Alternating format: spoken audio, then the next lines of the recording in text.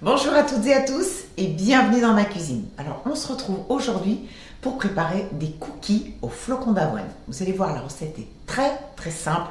En plus ça prend pas de temps, c'est absolument délicieux ces petits cookies moelleux là. Vous allez voir, une tuerie. Allez c'est parti, je vous montre tout de suite la liste des ingrédients.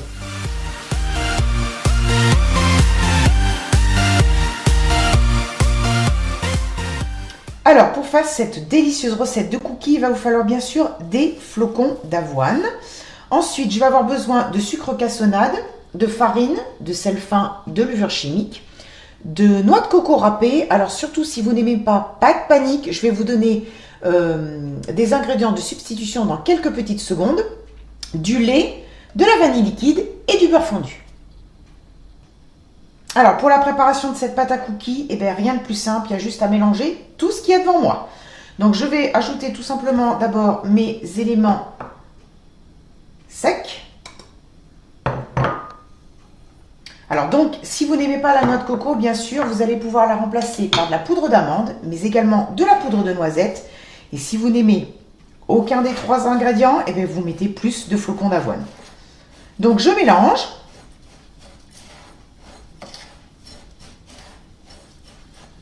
Et ensuite, j'ai plus qu'à rajouter mes ingrédients liquides. Donc, le lait, le beurre fondu et je vais ajouter un petit peu de vanille liquide. Je vais y aller à l'œil. Allez, peut-être une petite cuillère à café. Voilà, donc là, je vais bien mélanger pour obtenir vraiment une préparation très homogène. Et une fois que ce sera fait, je vais placer en fait ma préparation tout simplement au réfrigérateur pendant 30 minutes. Et puis pendant ce temps de repos, je vais faire préchauffer mon four à 180 degrés. Et puis nous, on se retrouve pour former nos boules, pour faire bien sûr nos cookies. Allez, je vais vous montrer donc comment je forme mes cookies.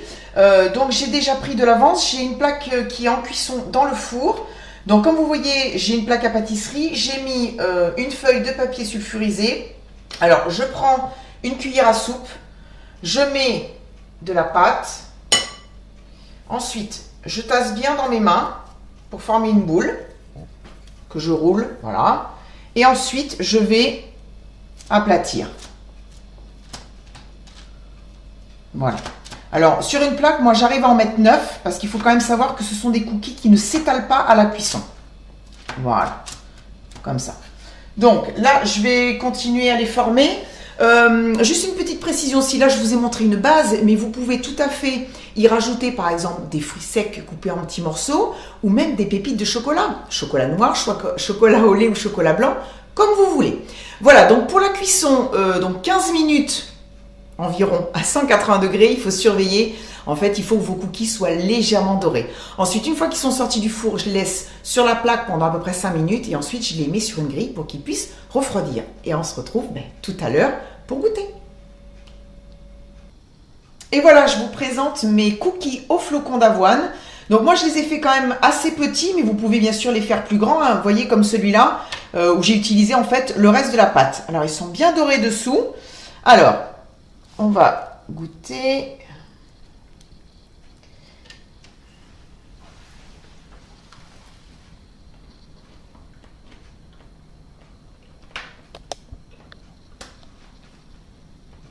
J'adore. J'adore. C'est vraiment un petit gâteau délicieux que vous allez pouvoir manger à n'importe quel moment de la journée. Dès que vous avez un petit creux, je vous assure, c'est génial. Donc là, comme ils viennent d'être cuits, ils sont relativement croustillants à l'extérieur et moelleux à l'intérieur. Mais je sais que d'ici demain, ils seront complètement moelleux. Mais honnêtement, allez-y, je vous assure que ça vaut le coup. Donc moi, je les garde dans une boîte métallique à biscuits. Et il n'y a aucun souci pendant plusieurs jours. Mais en général, ça ne fait pas long feu. Voilà, en tout cas, nous, on va se régaler. Voilà, bah écoutez, c'est la fin de la vidéo. Merci à vous d'être restés jusqu'au bout. On se retrouve, nous, la semaine prochaine pour une nouvelle recette. En attendant, je vous embrasse très fort. Plein de gros bisous et puis à bientôt. Bisous, bye bye.